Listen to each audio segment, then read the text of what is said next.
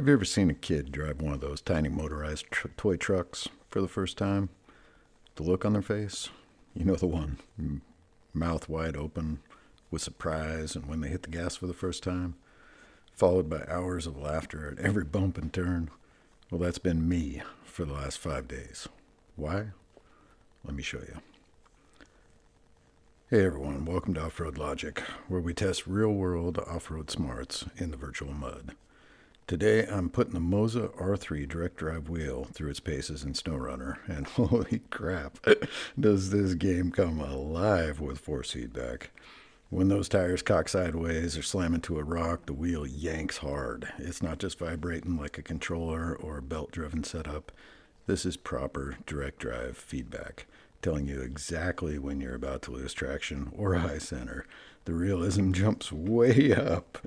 You actually feel the truck wrestling you. It's like a real rig in deep slop.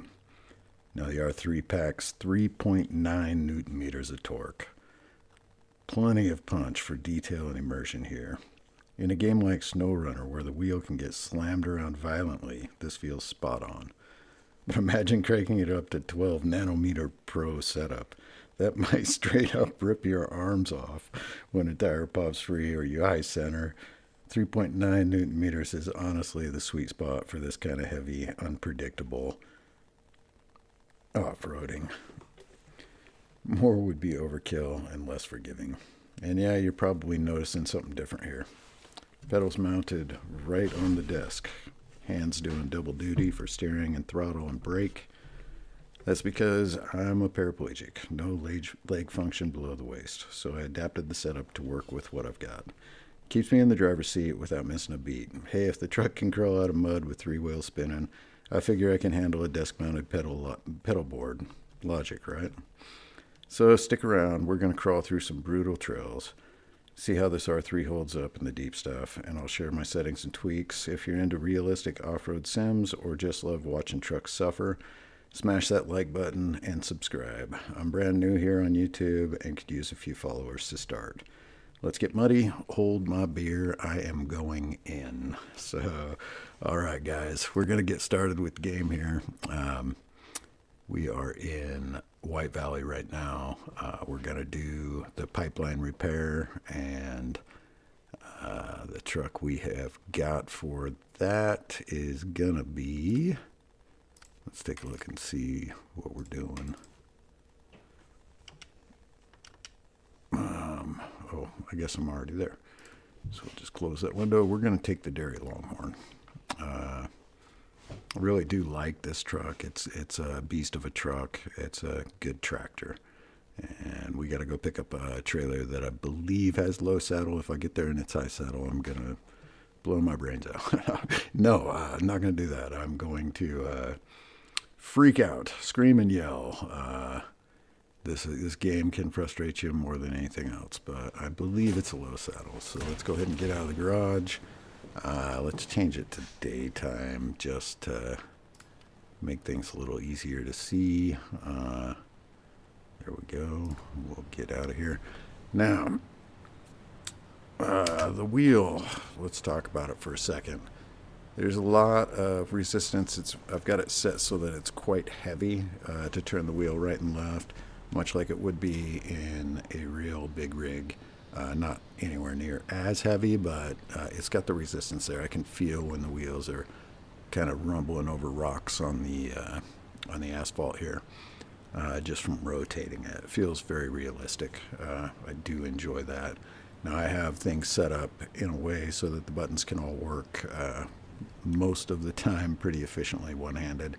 You'll get to see it pretty well with this truck because the Dairy is a switchable all-wheel drive and a switchable diff lock, and I've got low, high, low, high gear, and automatic reverse.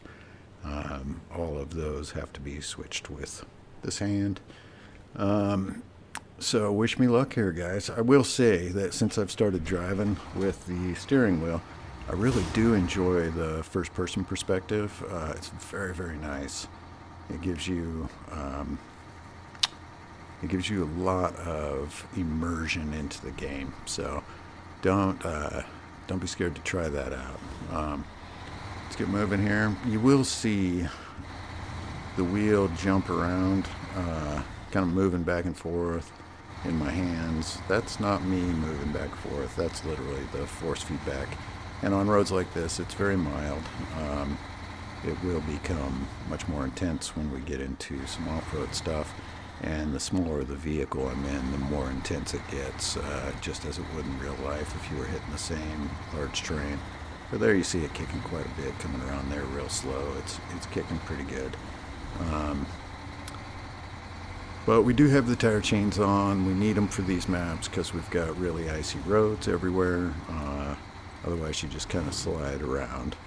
But the only vehicle that I'll take out in these roads without chains on is the 605R, and that's because you can't put chains on that one.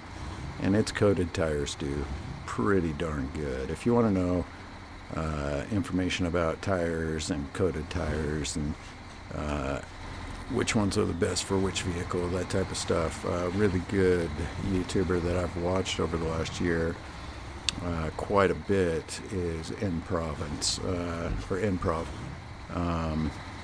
He's got all the info that you need about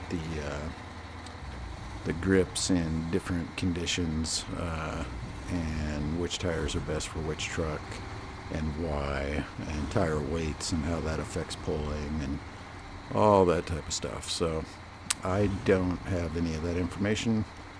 I'd like to get into it and understand it a little better, but I'm not as into the technical side of the game as of yet. I've only been playing SNOWRUNNER for about a year, and this entire time I've done it with Xbox style controller.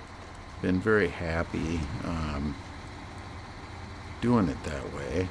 The vibration is kind of nice in the controller, you know, kind of adds to the realism a little bit. I didn't know what to expect when buying a wheel. I've watched a lot of videos on people reviewing wheels, but I've never seen anybody do SNOWRUNNER and a wheel review. And so I had a lot of input telling me that the 3.9 nanometer of the R3 was very mild and just not quite enough for real good driving. Now, I will say that is probably true for F1 racing or even rallycross or things like that, where you're on smoother surfaces, you're not digging in mud and spinning wheels in snow and ice and stuff like that. You're just driving and having a good old time. So when it comes to something like SNOWRUNNER, where, as I said in the intro, you end up with a lot of situations where your wheels get kicked to the right or to the left by a rock or stuck in the mud, that type of thing. That 3.9 Newton meters is producing on the stock 11-inch wheel right around 6.5 pounds or foot-pounds of torque to your hand. And that may not sound like a whole lot, but it really is. When it kicks hard, it kicks really hard. You'll see it when we get into some off-road stuff here. Obviously, driving down the main roads, it's more like the steering wheel in a real truck on a real highway or whatever. It might move around a little bit with the undulation of the road, but it's not giving you a whole bunch of feedback because there's not a whole bunch of feedback to give. So you do feel it more when you're going over mud and rocks and bumps and stuff that are in the road. But it's still, unless it's a big boulder, you're not getting that wheel kick hard. So you're not really seeing that yet. One thing that is cool, if you look at the steering wheel, it will move exactly with my hands in real time. There, we're getting some kick from some rocks. I find that fascinating. I love it. Love that they did that. So here we're getting ready to go to Mountain River.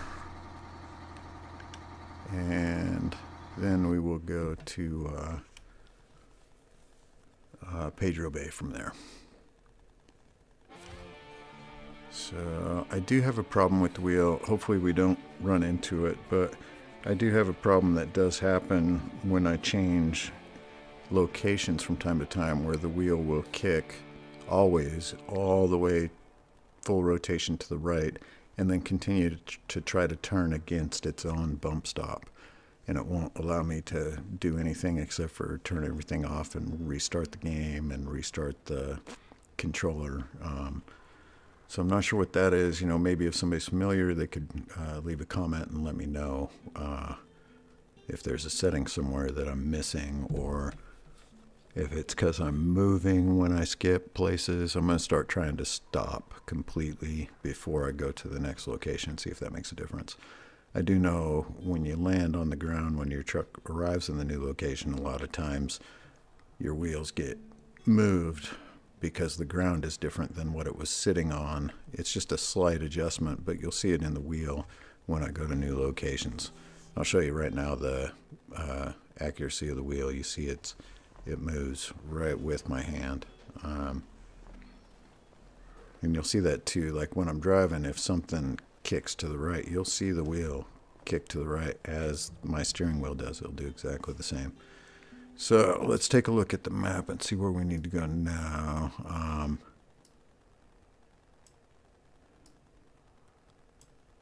We gotta go all the way over there. So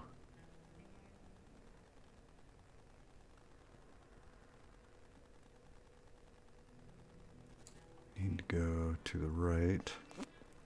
Follow that all the way up to here. Oops. To here. And then take that to there. Okay. So we are off. The truck started. And here we go. All right, if you happen to watch this and you don't mind, I'd love to know maybe what state you're from or country. It would be interesting to see where people are watching from. I'm always curious about where people are from that are interested in things like this. So leave a comment. That would be cool. It would also help the channel. We're just getting started. We could use all the help we could get.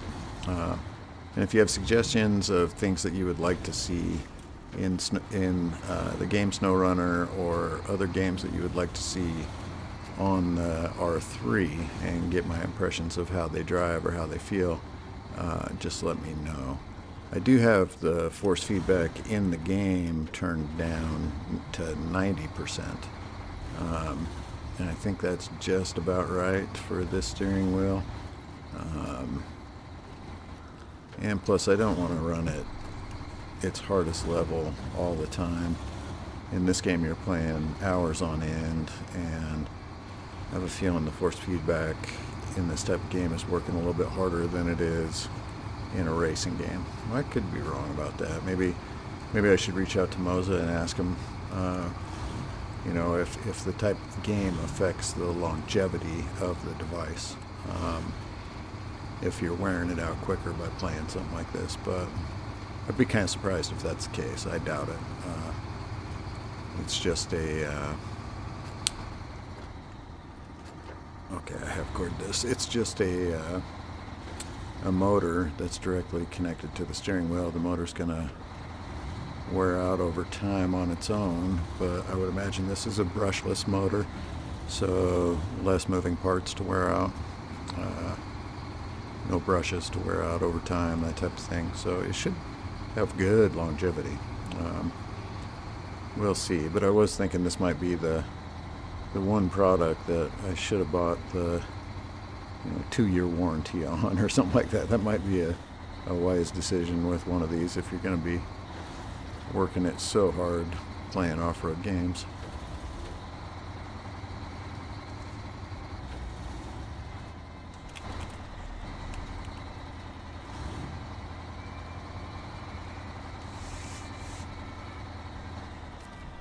Going to fill up before we hit Pedro Bay, just to ensure that we have no issues.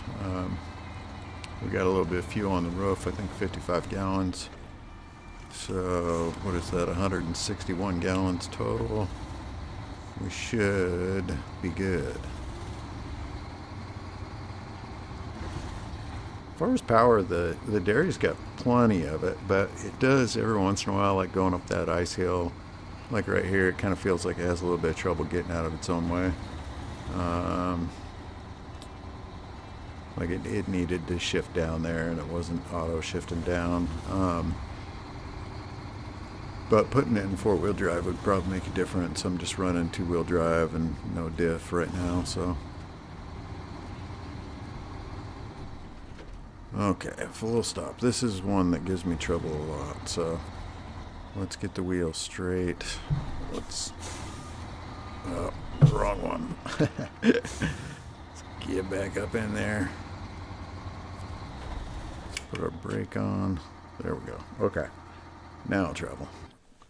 And you'll see the wheel move slightly when we land on the ground. Yep, see that? So that was the wheels settling onto the new pavement, which obviously slants to the left. Okay. Let's take a look at the map and see. We need to get down there, so we need to go to here and just follow that straight down to there. Okay.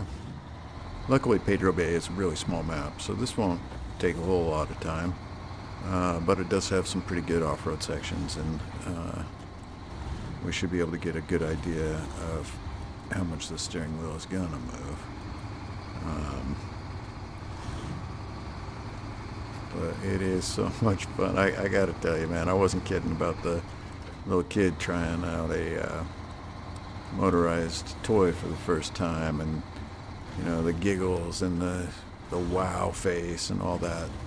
First time I plugged this in and opened up SNOWRUNNER, I was flabbergasted. That was definitely the look on my face. My buddy was on Discord with me, and I could honestly not stop laughing. He was getting a kick out of it. Okay, so we're getting into some mud here. We're still in rear-wheel drive, but this does have 6 rear wheels, so it does pretty good without much of an issue. And I think we just stay on this road. We'll go ahead and throw it into 4-wheel drive. So there you just saw I had to use the clutch, which I have set to be the left paddle. So I had to use the clutch and throw it into 4-wheel drive while I was driving. We may have to go into low here. Yeah, we're gonna go low high. So that was another button push with the right hand. But it's all quick. It's easy enough, man. Like, I don't know, there's probably very few people out there that have the same issue, but if you got an issue where you can't use your legs for some reason, don't be scared of trying out a steering wheel for a console or a PC. You just gotta be a little creative. I do have the pedal, the gas and the brake pedals are clamped to my desk so that they are not moving around. Makes it, you know, I can push on them without having to move away from me. But other than that, it's just standard setup. I did have to put some pads on the screws that mount it to the desk so that I wasn't damaging my legs from getting pushed up against those screws. But what I did was just use pool noodles. Worked out really well. Wonder if we can get back out onto that road and back in. I think that's going to be the best move.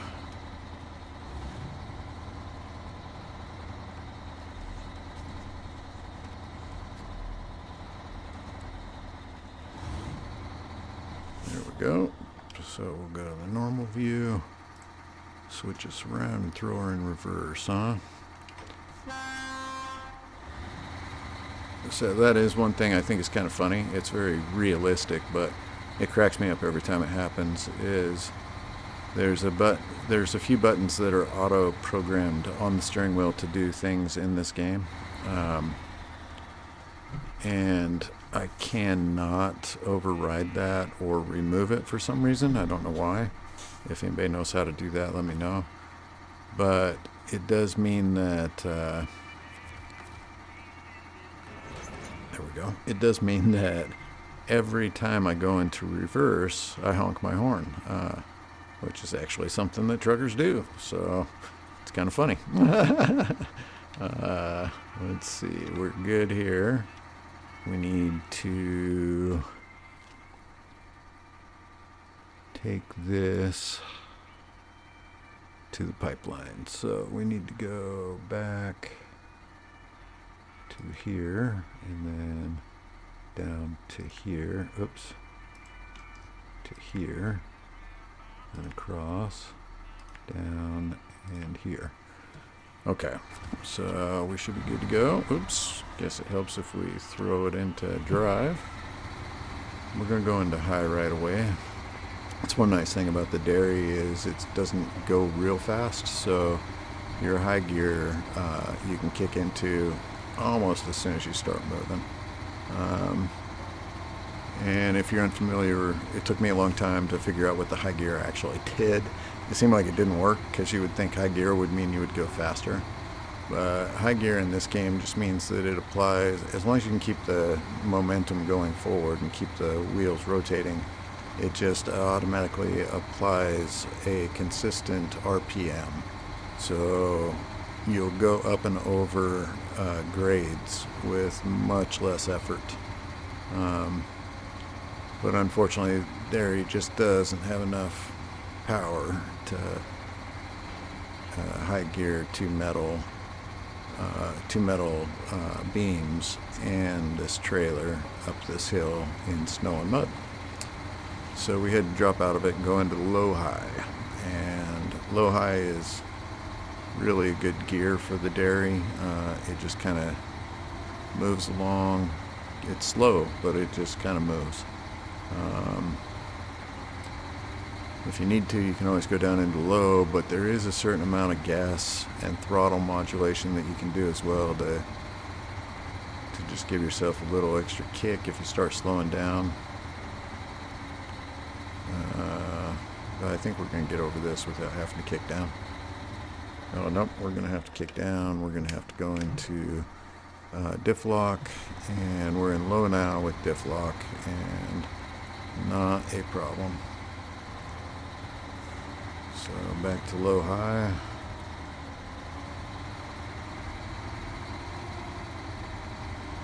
The diff lock in this game doesn't work the way diff lock works in real life all the time. Every once in a while you'll see one or two wheels actually stop spinning when you have diff lock on, which on a real truck that would not be a physical possibility.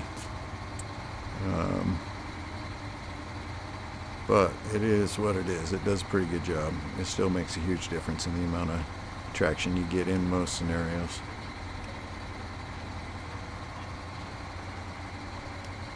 So we're going to go into high gear, which will kick us out of diff lock. See if we can get through the snow and high. Nope. Back down to low, back to the diff lock.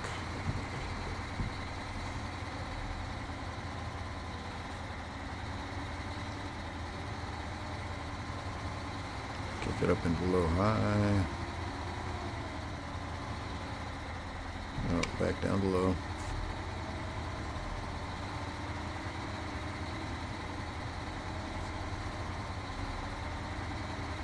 So, to be honest, the feedback from the dairy is very minimal. It's a very heavy truck, so that makes sense.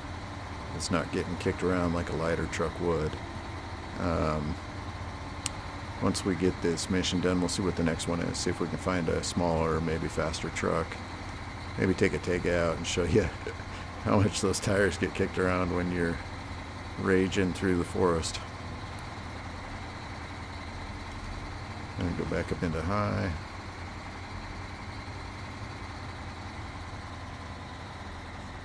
No, doesn't have it. Doesn't have it. Low high is just fine, but it can't maintain high gear with this load. That's a little disappointing. I've got the largest engine in the dairy. This thing in real life is a tractor of a truck.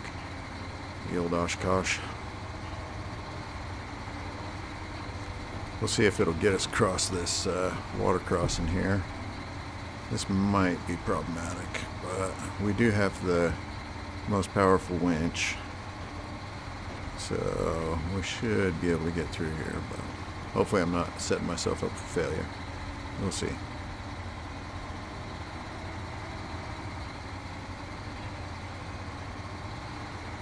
This trailer's not going to be easy to back out of here if that's what ends up having to happen. Come on, dairy. Come on, dairy.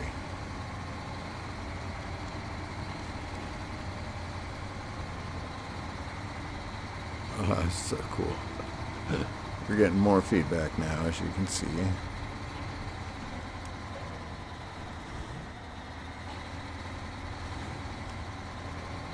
Well. Oh. Yeah, no problem. Oh jeez, she's got good power, but she doesn't like to go uphill. Didn't mind the rocks much at all, but uphill is a bit of a struggle for her.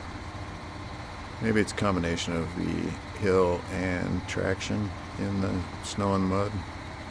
Dairy doesn't have the biggest of tires, so it does drag its belly a little more than some other trucks. That is for sure. We're almost there though. Luckily this map is, well, there's a lot of force to just turn the wheel. There we go. I love that, just being able to let go of it like a real car and then through friction control the speed at which it rotates back, or the wheel rotates back to center. That's, the immersion is so good, so good. In fact, I'm going to go back into first person while we get through this bog.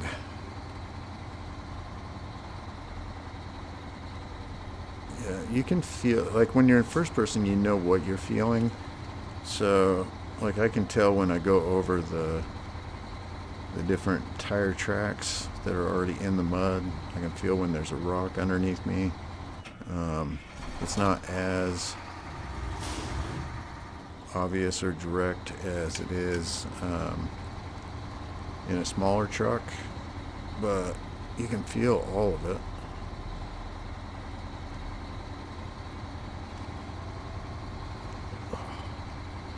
This big boy just kind of plows through it.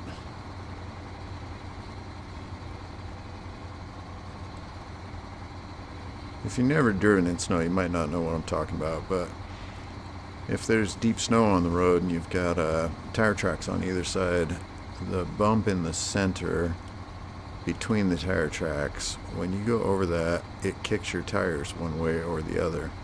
And you can feel that kick in this game. Like, here's a good location where you've got these ridges, and I can feel each of them as my tire goes over them or crosses from one side to the other. It reacts just like a real car, where it kicks back the direction you're coming from and then kicks forward as it gets over the other side of it. So the immersion is top notch. I gotta say, Moza, you did fantastic. As far as what I was expecting and what I got, it's beyond my expectations, for sure.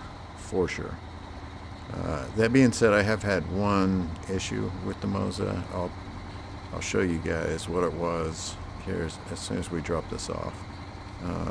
But if anybody from Moza sees this, I'm gonna probably send you guys an email and see if this is something I should be concerned about or not, and whether maybe my wheel does need to be replaced. Okay, so that's open now. We got an easier pathway. Okay, so let me show you what I'm talking about here. I have to apologize. The video is not going to be great. We're going to go up close here. This is just an old webcam, so I apologize for the video quality. It's a 1080p webcam, but it's not great. So the only problem I have had is I was reaching through to feel if it was hot, just like this, with a bare arm. Okay, feeling the motor itself to feel if it had heated up. When I did that, right from this area where the display is, like I'm not feeling it now, but right from where that area of the display is, I got a pretty serious shock. More than a static shock, like if somebody rubs their feet on the carpet and touches you. It was more aggressive than that, but not scary. Like not, I didn't shake or anything. I was just like, wow, that shocked me pretty good. And that's the only issue I've really had with it so far. So that makes me wonder if there's maybe some grounding or something that's not exactly perfect on this one. Maybe a pinched wire somewhere or something. But I don't know if I need a new base. I don't know if it was a combination of touching the base and the wheel, or I don't know, or if it's an electric leak in the wheel of some sort. Yeah, I don't know. But let's take a look and see. Oh, we can return this this trailer if it. Yeah, it left me the trailer, so let's take a look at the map. We'll take the trailer back, and then yeah, we'll go.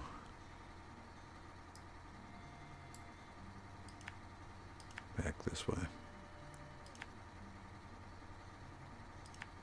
And take the trailer back. And then we'll figure out the next... Well, actually, maybe let's check the next mission and see if we need the trailer. That would be smart. Far and away. That's logs. I don't want to do any logging.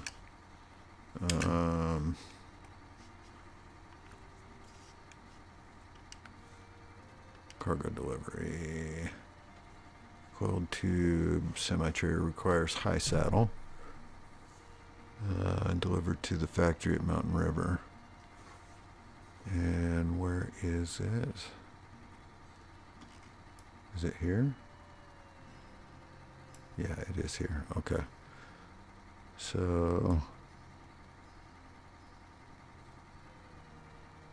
I don't have a garage here though, do I? No, that's just a service hub.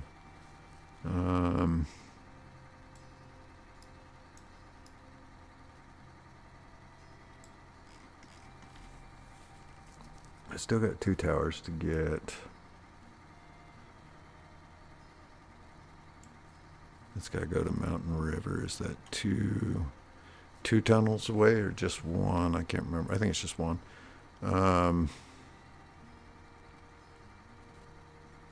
Okay, let's close this out. Actually, let's go ahead and take that mission. We'll accept it and we'll track it. And we'll get the dairy out of the way.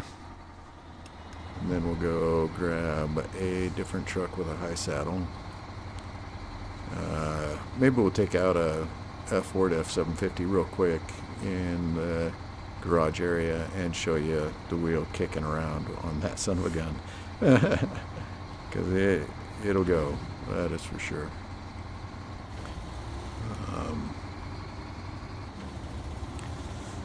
But getting back there to drop off the trailer or sell the trailer will be quick. And there's no use keeping this big boy. Especially in a game where you can sell and buy for the same value. We'll just get rid of it for now. If we need it again, we'll buy it. But until that point, we don't need it on the map. We don't need it out here messing things up for us. Let's get that. Oh, we gotta go into low. Let's get that diff lock on. Let's go low, high. Getting a little crazy with the hands here. Maybe get off the road just a little bit.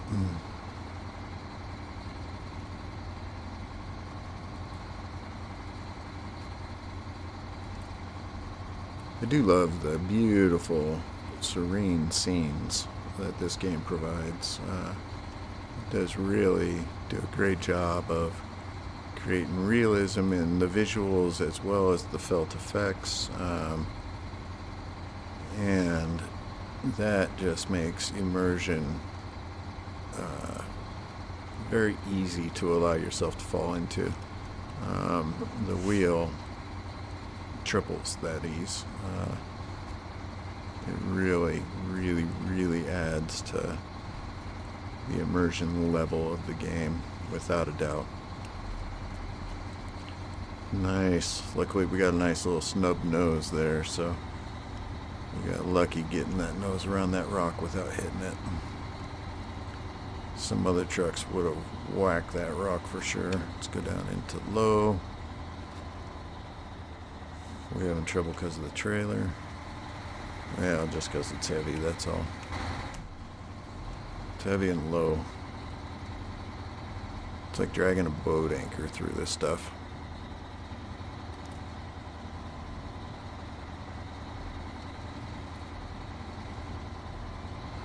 But the dairy's got it. It just keeps moving. Like I said, it's not fast, but it keeps moving. I don't think the dairy has a high saddle option, but I wouldn't want to tow that super heavy thing with this truck anyway, to be honest. I don't think I'll use the 605 just because it does not have the chain tire option, so we may have to buy a different truck for this next task. We'll see. We'll see. We could probably get away with using the Tega with some chain tires and get it there without too much trouble.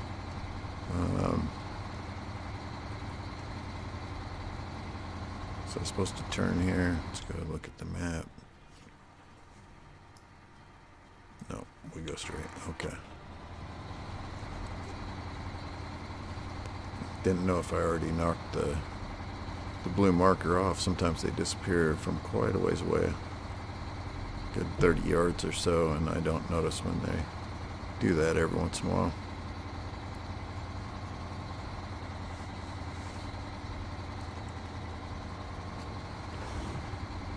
Up in below high. I should have done that a long time ago. Maybe we can get to high gear. Yep, high gear works in this area. That'll give us a little more kick to the wheel for sure. A little more resistance on turning. This truck's just so heavy and slow, it really does not give you anywhere near as much feedback as a lot of the other trucks do. Don't get me wrong, it's still absolutely wonderful. I think I go left. Yep. Okay.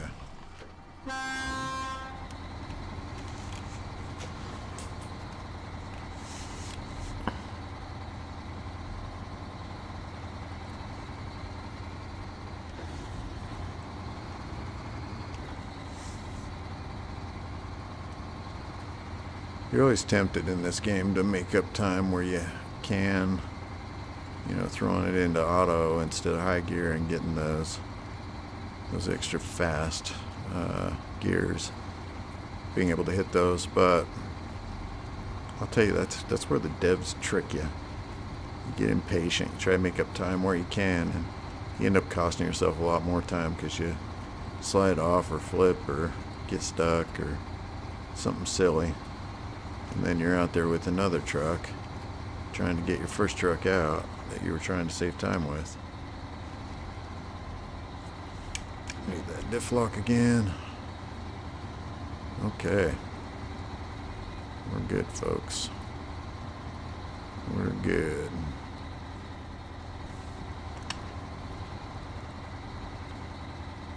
Put that gear ratio down just a little bit more, and then we'll go back up. And back into high. Yep, we're good. Gotta love high gear when you can use it. It's relatively safe on these types of conditions.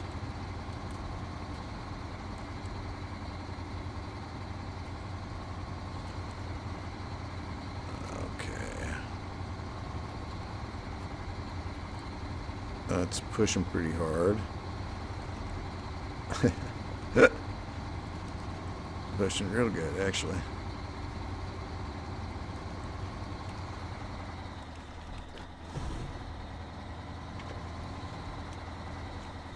Let's get that wheel lock. Oh, not that. Let's drop that. There we go. Diff lock again.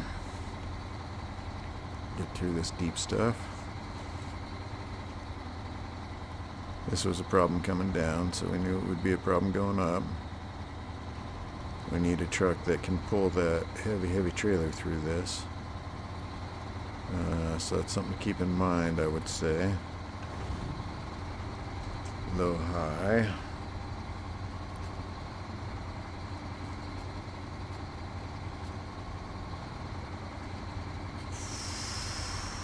All right. Oh.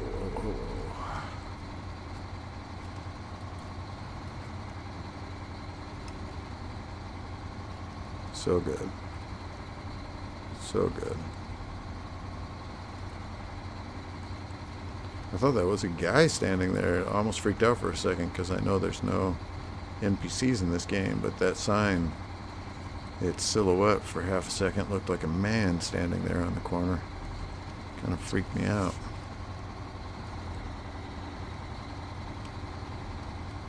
Come on, Derry. You can do this. Oh, it's getting stuck a little bit.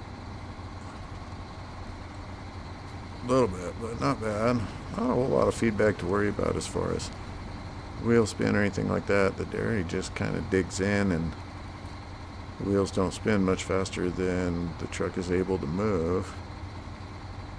If it doesn't have the power to move, the wheels kind of stop instead of spinning. There's plenty of weight on all these wheels. It is a big boy, that is for sure.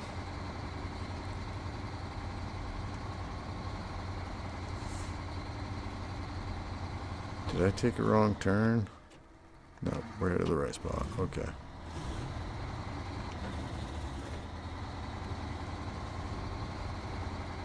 Well, the days are short, aren't they? One delivery, and that's a whole day.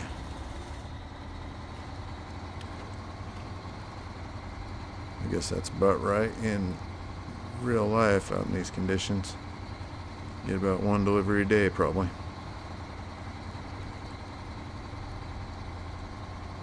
Okay. Okay. And we sell. And we recover.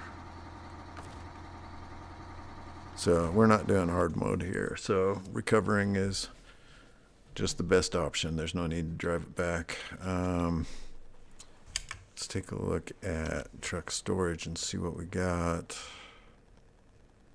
Yeah, let's go ahead and do the Tega, and we'll customize it with a high saddle, or no, yeah, high saddle is what we need, and it's got the chain tires on it. Let's check the engines. We got the best engine in there.